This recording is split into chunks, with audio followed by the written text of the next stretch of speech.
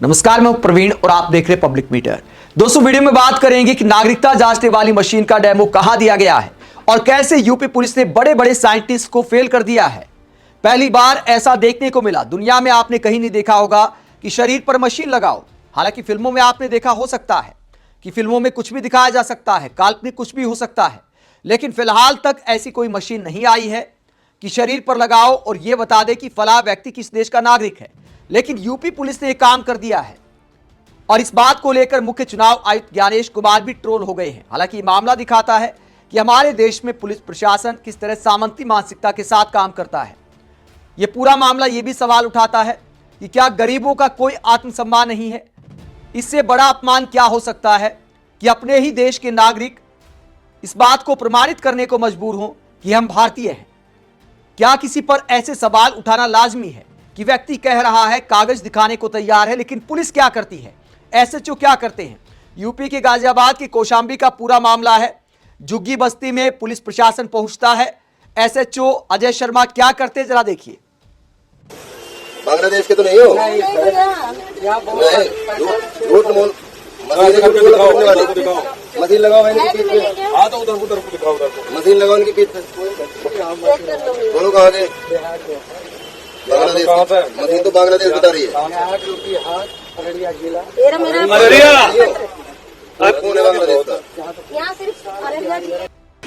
बांग्लादेश के तो नहीं हो? तो एसएचओ पीठ पर मोबाइल लगाते हैं या क्या लगाते हैं? कहते हैं मशीन बांग्लादेशी बता रही है आपको। व्यक्ति कहता है मैं बिहार के अररिया का रहने वाला हूं।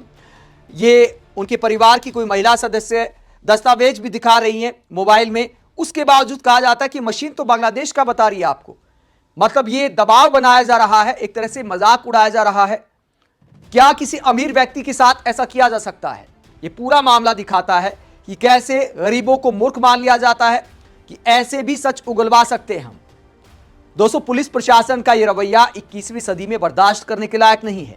हालांकि पुलिस का इस पूरे मामले पर क्या कहना है वो भी आगे आपको दिखाएंगे। पहले सुनिए आरजेडी की प्रवक्ता कंचना यादव इस वीडियो को शेयर करते हुए क्या कहती हैं। वो कहते हैं ये कौन सी मशीन है जो बांग्लादेशियों को पहचान ले रही है? गरीबों को पहचानने का तरीका अच्छा है, ये कोई और नहीं बल्कि गाजियाबाद के एसएचओ कर रहे हैं। अररिया बिहार से आए गरीबों को उत्तर प्रदेश में जिस तरह बांग्लादेशी बताया जा रहा है, अगर किसी विपक्ष शासित राज्य में ऐसा होता तो बीजेपी और गोदी मीडिया पूरे विपक्ष को घेर लेती। क्या इस एसएचओ में इतनी हिम्मत है कि किसी अरबपति पर यह मशीन लगाकर यह पता करे कि वो भारतीय है या बांग्लादेशी? तो कंचना यादव सवाल उठाती हैं कि अगर गैर बीजेपी शासित राज्य होता तो बिहार के अपमान का आरोप लगाकर बवाल काट दिया जाता। बिहार के लोग कमाने खाने दिल्ली एनसीआर में आते हैं, तो क्या उनके साथ ऐसा व्यवहार किया जाएगा? कंचना यादव ये सवाल उठा रही हैं। इसके अलावा आरजेडी की प्रवक्ता प्रियंका भारती कहती हैं बांग्लादेश के तो नहीं हो। गाजियाबाद में ये कौन होशियार चंद दरोगा है जिसे नेतागिरी का शौक चढ़ा है? बिहार के मजदूरों के साथ इस तरह का व्यवहार विशुद्ध देशद्रोही कृत्य है। आगे यूपी के सीएम को प्रियंका भारती कहती योगी आदित्यनाथ जी अपने दरोगा की हीरोगिरी को थोड़ा काबू में करेंगे क्या? तो प्रियंका भारती अपमान का आरोप लगा रही कि देश के खिलाफ है इस तरह का पुलिस का रवैया। इसके अलावा वरिष्ठ पत्रकार नरेंद्र नाथ मिश्रा कहते हैं गाजियाबाद के एसएचओ को सुने, इन्होंने नए साल में मशीन का इजाद किया है जिसे सटा देने से लोगों की नागरिकता का पता चल जाता है। सरकार को तुरंत इस आविष्कार को सम्मानित करना चाहिए। बहुत दिनों बाद भारत ने बड़ा मौलिक आविष्कार किया है। तो नागरिकता जांचने की मशीन पर तंज कसते हैं वरिष्ठ पत्रकार नरेंद्र नाथ मिश्रा। इसके अलावा विंग कमांडर अनुमाचार्य कहती हैं, कांग्रेस प्रवक्ता और रिटायर्ड विंग कमांडर अनुमाचार्य कहती हैं उत्तर प्रदेश के एसएचओ के पास नागरिकता प्रमाणित करने वाली मशीन आ गई है। अब एसआईआर छोड़ो ज्ञानेश कुमार, वो मशीन ही खरीद लो सारे बजट से। तो ज्ञानेश कुमार को भी ट्रोल कर दिया है विपक्षी नेताओं ने और कहते कि सारी मशीन खरीद लेनी चाहिए, झंझट खत्म।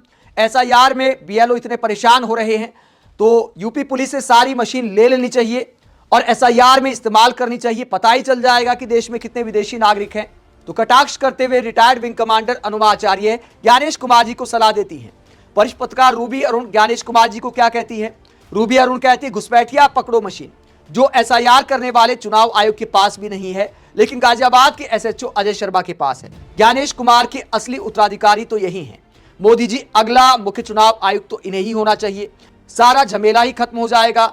अजय शर्मा लोगों की पीठ पर मशीन लगाएंगे और मशीन झट से बता देगी कि कौन घुसपैठिया है और कौन नहीं। वाह मोदी जी वाह। तो रूबी अरुण तंज कसती है कि अजय शर्मा को ही अगला मुख्य चुनाव आयुक्त बना देना चाहिए। उनके पास घुसपैठियों को पकड़ने का गजब का फॉर्मूला है, निंजा टेक्निक वाली मशीन उनके पास आ गई है।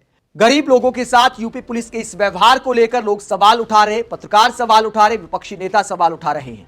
जब विपक्षी नेताओं और पत्रकारों ने यूपी पुलिस को सुनाया तो उसके बाद क्या जवाब सामने आया है, गाजियाबाद पुलिस की तरफ से क्या कहा गया है, यह पुलिस कमिश्नर गाजियाबाद के दफ्तर से क्या लिखा गया है। लिखा गया है कि अपराध नियंत्रण हेतु प्रयासों के क्रम में अस्थायी बस्तियों झुग्गियों में संदिग्ध व्यक्तियों से पूछताछ सत्यापन की प्रक्रिया समय समय पर की जाती है। उसी के क्रम में कौशाम्बी पुलिस द्वारा पूछताछ सत्यापन की कार्रवाई की गई, जिसमें सत्यता परीक्षण हेतु लोगों से दस्तावेज परीक्षित किए गए। तो यूपी पुलिस का कहना है, गाजियाबाद पुलिस का कहना है कि संदिग्ध व्यक्तियों से पूछताछ की थी और यह एक नियमित प्रक्रिया है। लेकिन दोस्तों, क्या पूछताछ का तरीका 21वीं सदी में ऐसा होना चाहिए? अमेरिका, इंग्लैंड जैसे देशों में क्या ऐसा हो सकता है? अगर पुलिस को कोई डाउट है तो पूछताछ करने में कोई बुराई नहीं है, लेकिन पूछताछ का एक तरीका होता है। आप दस्तावेज मांगेंगे, उनकी जांच करेंगे अगर आपको डाउट है तो।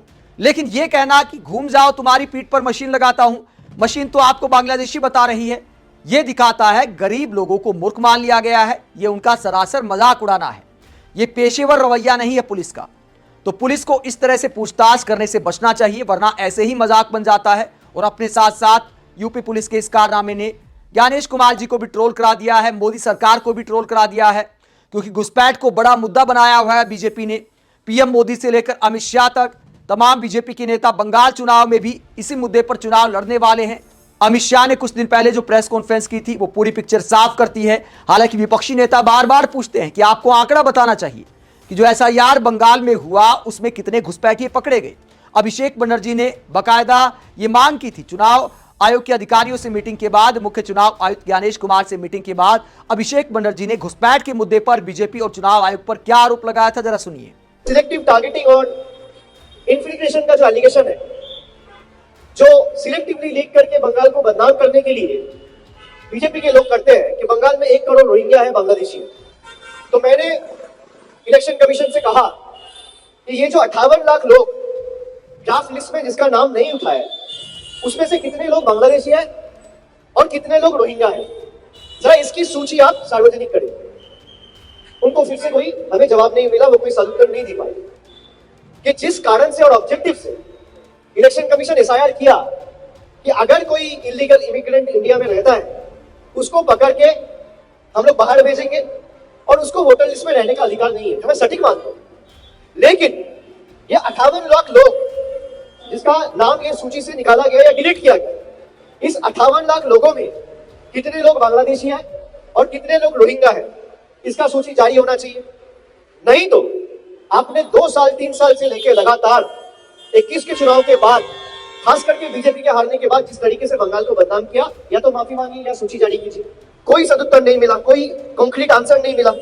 आप इस पूरे मुद्दे को लेकर क्या सोचते हैं कि घुसपैठ को इतना बड़ा मुद्दा जो बनाया जा रहा है, तमाम चुनाव में बीजेपी इसी मुद्दे पर चुनाव लड़ती है, वहीं यूपी में जो गरीब मजदूरों के साथ व्यवहार किया जा रहा है उसे लेकर क्या सोचते हैं? कमेंट बॉक्स में अपनी राय जरूर दें। साथ ही चैनल को सब्सक्राइब भी करें। नमस्कार।